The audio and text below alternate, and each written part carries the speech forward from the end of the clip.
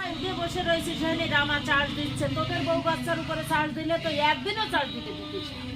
তা তোদের চিনি না আমি, তা তোদের আমি ফোন আসুন উত্তর দিতে বলো, লজ্জা নেই তো?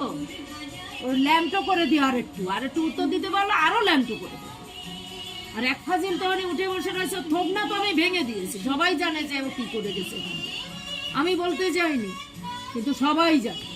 অফিসের দলেরা এসে বলতেছে, বন্ধু বান্ধব এসে বলতেছে, তন্ময় 3 মাসের মাথায় সুপারিশ করতেছে, ওর বাড়ির লোকরা জানতেছে, কে জানতেছে না, আমি বলতে যাইনি কোথাও, জানে।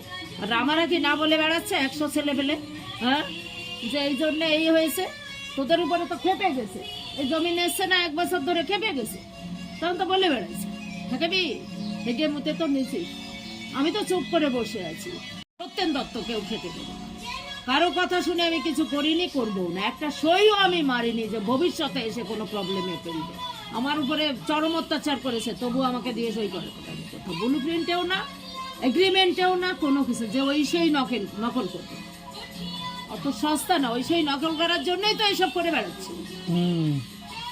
ও বুঝতে বাড়ি ইয়ে করতে না ধরে মালিক কেস করে বেরিয়েছে, ওদের তো অঢেল টাকা, ওরাও কেস করেছে।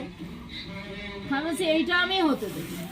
আমার বাড়ির দিকে রামারে মুখের উপরে বলেছি, বাড়ি গিলবি, তুই বাড়ির দিকে হাত বাড়া, শালা হাইকোর্ট কেন সুপ্রিম কোর্টেও যাবো, তুই চিনিস না।